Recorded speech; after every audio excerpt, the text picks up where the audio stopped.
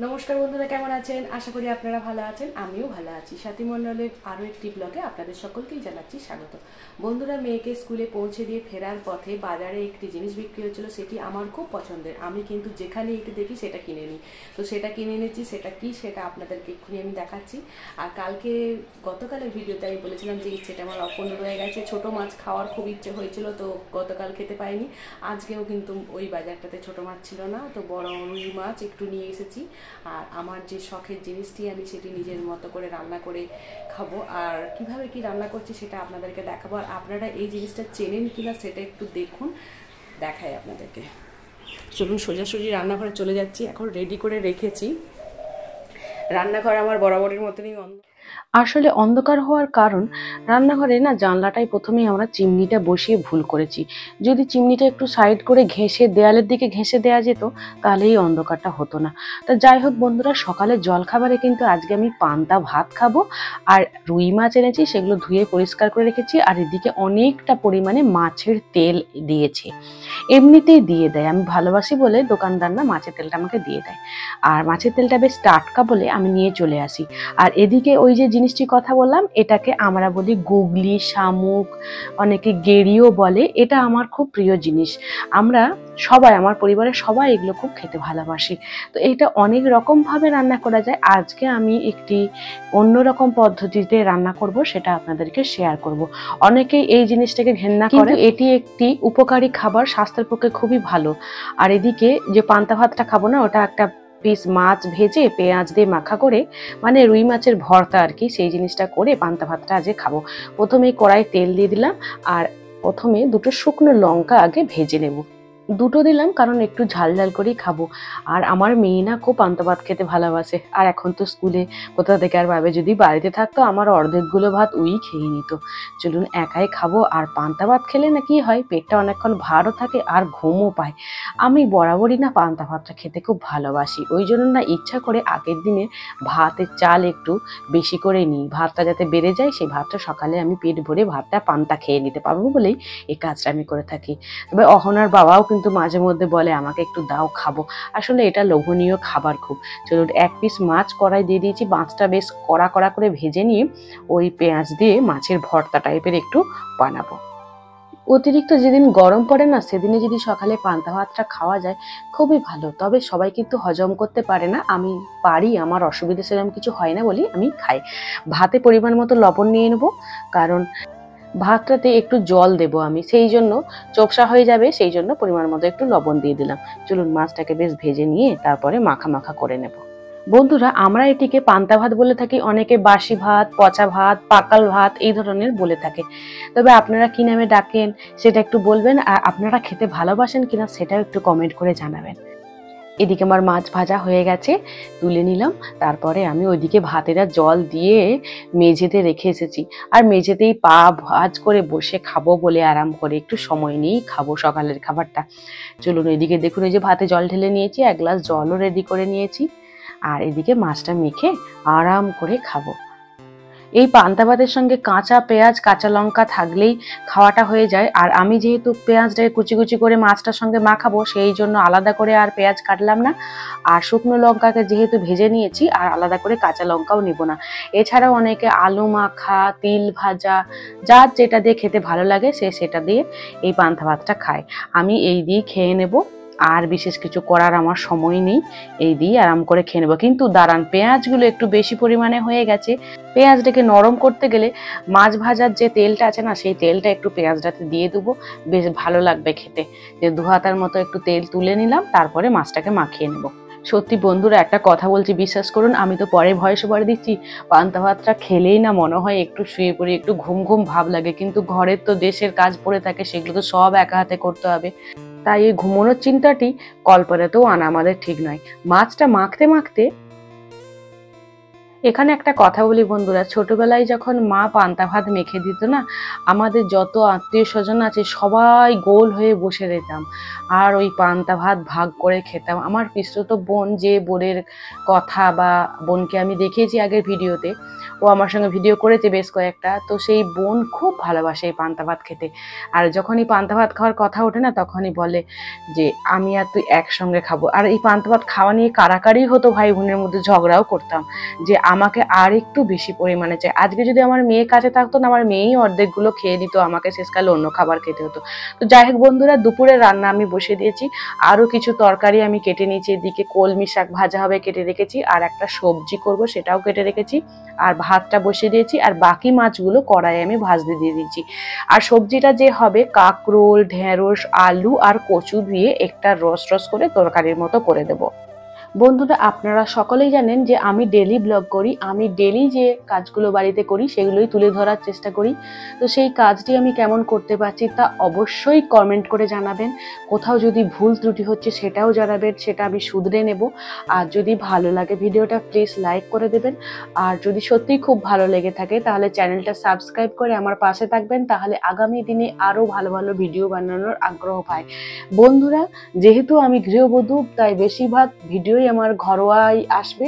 মাঝে মধ্যে আমি যেখানেই যাব সেই ভিডিও সব কিছুই আপনাদের সঙ্গে শেয়ার করব। ওই যে বললাম, আমার প্রত্যেকটি দিন ঠিক কেমন যাচ্ছে, আমি কোথায় আছি, সেগুলোই আপনাদেরকে তুলে ধরবো। চলুন বন্ধুরা, আমার এদিকে কথা বলতে বলতেই মশলাটাও বাটা হয়ে গেছে আর সবজিটাও কষে আমার বসানোও প্রায় হয়ে এসছে। বন্ধুরা, ভাবছি মায়ের কাছে পুজোর আগেই ঘুরে আসবো। পুজোর সময় এখানেই থাকবো কলকাতায়, কারণ দুর্গাপুজোর পরই আমার বাড়িতে লক্ষ্মী পুজো হয়, তার একটা প্রস্তুতি থাকে। একা হাতে সমস্ত কাজ করি, তো সেগুলো একা হাতে আস্তে আস্তে ধীরে ধীরে গুছিয়ে তুলতে হবে। তো তাই দুর্গাপুজোর সময় আমি কোথাও যাই না, কলকাতাতেই থাকার চেষ্টা করি। আর পুজোর আগেই মায়ের কাছ থেকে ঘুরে আসবো। আর পুজোতে ভাবছি মাকে নিয়ে আসবো, মনে হয় আসবে না, সে ফোনেই বলছে আসতে চাইছে না। তো যাই হোক, পরে ওকে বুঝিয়ে বলবো। আর এদিকে ওই যে গুগলি রান্নাটা আমি কিভাবে করছি সেটা আপনাদেরকে সম্পূর্ণভাবে স্টেপ বাই স্টেপ দেখানোর চেষ্টা করছি। প্রথমে একটা মিক্সিং জারেতে রসুন, কাঁচা লঙ্কা, আদা আর সর্ষে নিয়ে নেব। সব কিছু নিয়ে একসঙ্গে ভালো করে পেস্ট করে নেব। এখানে আমাদের বাজারে গুগলিটা 25 টাকা করে শ আমি আজকে নিয়েছি, কিন্তু যে লোকটি বিক্রি করছিল সে 30 টাকার কম কিছুতেই দেবে না। আমি একটু জোর করেই নিলাম যে তুমি যেদিনই আসবে আমাকে বলো, আমি ঠিক আপনার কাছ থেকে নেব। সেই জন্য ও একটু কম করেছে। তো আমি 25 টাকা করে 400 নিয়ে এসেছি 100 টাকায়। তো যেহেতু গুগলির পরিমাণটা অনেকটা, তাহলে আমাকে একটু সর্ষে বাটাটা বেশি করে দিতে হবে। তবে বাকি পেঁয়াজ, রসুন, আদা সবই মশলা একটু বেশি করে দিতে হবে, কারণ এটা একটু গ্রেভি টাইপের, মাখো মাখো টাইপের হবে। তো এদিকে এরকম একটি অ্যালুমিনিয়ামের বাটি আপনারা নিয়ে নেবেন। কি হয়, আমি বাটিতে সব মশলা মাখিয়ে একবারে বসিয়ে দেবো আর কি। আর এই গুগলিটা আমি ভালো করে পরিষ্কার করে ধুয়ে রেখেছিলাম। এরপরে আস্তে আস্তে সব মশলাগুলো দিয়ে দেবো। প্রথমেই দেবো পেঁয়াজ কুচি, বড় সাইজের 2টো পেঁয়াজকে কুচি করে রেখেছিলাম, সেই পেঁয়াজ কুচিটা পুরোটাই দিয়ে দেবো। আর দেবো টমেটো কুচি, আর যে পেস্টটা করে রেখেছিলাম মশলা, সেই পেস্টটা মাখিয়ে দেবো। বন্ধুরা, এখানেও আর একটা কথা বলি, পুরনো স্মৃতির কথা আর কি। ছোটবেলায় আমার মা যখন গুগলি বানাতো না, এর থেকেও ছোট একটা অ্যালুমিনিয়ামের বাটি ছিল, সেই বাটিটায় অল্প পরিমাণে গুগলি ছিল। তখন হয়তো যেদিন যেমন পেতো, বেশিরভাগ সময় অল্প থাকতো। তো সেই অ্যালুমিনিয়ামের বাটিটাতেও না এইভাবে মশলাটা সব দিয়ে একসঙ্গে মাখিয়ে বসিয়ে দিত। আমরা না শেষকালে গুগলিটা তো যে যেমন যতটুকু মা ভাগ করে দিত সেইটুকুই আমাদেরকে খেতে হতো। তারপরে এই বাটি, লাস্টে যে বাটিটা কে খাবে, মানে চেটে পুটে খাবে আর কি, বাটির ধারে যে লেগে থাকে মশলাটা, সেটা নিয়ে কাড়াকাড়ি চলতো। মানে ওই জন্য ঝগড়া হতো বলে ভাই বোনের মধ্যে এক একদিন বলে দিত মা যে তুই আজকে নিবি, আর এক একদিন দাদাকে বা আমার বোনকে বলে দিত যে তুই। এরপরে সব শুকনো গুঁড়ো মশলাগুলো দিয়ে দেবো। প্রথমে লবণ দিলাম, তারপরে হলুদ গুঁড়ো, তারপরে লঙ্কা গুঁড়ো, এগুলো সব দিয়ে দেবো। আর ওই মিক্সি জারটাতে না মশলা ধোয়া জল অনেকটা রেখেছি, এগুলো সব মাখানো হয়ে গেলে না ওই জলটা দিয়ে দেবো। তাহলে আর আলাদা করে এক্সট্রা জল দিতে হবে না। মশলাটাও পরিষ্কার করে ধুয়ে বাটির মধ্যেই পড়ে গেল আর নষ্টও হলো না। চলুন হাতে করে বেশ কচলে কচলে মেখে নিলাম সব কটা জিনিসকে একসঙ্গে নিয়ে। কলকাতায় কিন্তু আমাদের কাছাকাছি মার্কেট থেকে যেখানে আমরা মার্কেট করি সেখানে কিন্তু এটা খুব বেশি পাওয়া যায় না। ওই রেয়ার মাঝে মধ্যে ওই ছেলেটি নিয়ে আসে এবং ওই ছেলেটিকে আমার বলা আছে তুমি যখনই আসবে আমাকে একটা ফোন করে দিও, আমি অবশ্যই করে নিয়ে যাবো, মানে আমার মতন করে রেখে দিতে অবশ্যই তাকে হবেই আর কি, আমি জোর করেই একরকম বলে এসেছি। আর যখনই আমি আমার গ্রামে যাই তখনই আমাদের যে কাজের মেয়েটি আছে তাকে বলি যে আমাকে একটু গুগলি কুড়িয়ে এনে দিও, আমি ছাড়িয়ে দেবো, মা রান্না করে দিবে। সেই কাজের মেয়েটি গুগলি কুড়িয়ে এনে দেয়, আমি ভালোবাসি বলে যখনই যাই সে আমাকে এনে দেয়। এদিকে মিশ্রণটা আমার সুন্দর করে মাখা হয়ে গেছে, আর পরিমাণ মতো একটু সর্ষের তেল কিন্তু অবশ্যই দিতে হবে। আর ওই যে মিক্সিং জার ধোয়া জলটা সেটা লাস্টে দিয়ে দিলাম। আর এই জলটাই না একদম আস্তে আস্তে করে সেদ্ধ হয়ে যাবে, আর এক্সট্রা জল দিতে লাগবে না। আর এটা প্রথমে একটু জোর আঁচে ফুটিয়ে নিতে হবে, তারপর ধীর আঁচে ধীরে ধীরে একটুক্ষণ সময় ধরে হবে। ব্যাস আমার সমস্ত রান্না গোছানো হয়ে গেছে, একদম রান্নাঘরের সিঙ্ক গ্যাস ওভেন সব পরিষ্কার করে মুছে সব টিপটপ করে রেডি করে রেখে দিয়েছি। এরপরে আমি যে গুগলিটা রেডি করে রাখলাম সেটাকে গ্যাসে বসিয়ে দেবো। প্রথমে ওই যে বললাম জোর করে একটু ফুটিয়ে দেয়, তারপরে ধীরে আঁচে ছেড়ে দেবো। বন্ধুরা এর আগে একটা ভিডিওতে আমি দেখিয়েছিলাম গুগলিটা কিভাবে ছাড়াতে হয়। আমি গ্রাম থেকে কিছু জ্যান্ত গুগলি এনেছিলাম, সেটাকে কিভাবে ছাড়িয়ে রান্না করেছিলাম সেই নিয়ে একটা ভিডিও আমি কিন্তু আগে ইউটিউবে পোস্ট করে রেখেছি, সেটা চাইলে আপনারা দেখে নিতে পারেন। বন্ধুরা হয়ে গেছে আমার বসানো, এরপরে গ্যাসটা জ্বেলে দেবো। এরপরে আজকে ফাইনালি দুপুরে রান্না কি কি করলাম সেগুলো একটু আপনাদেরকে দেখিয়ে দিই।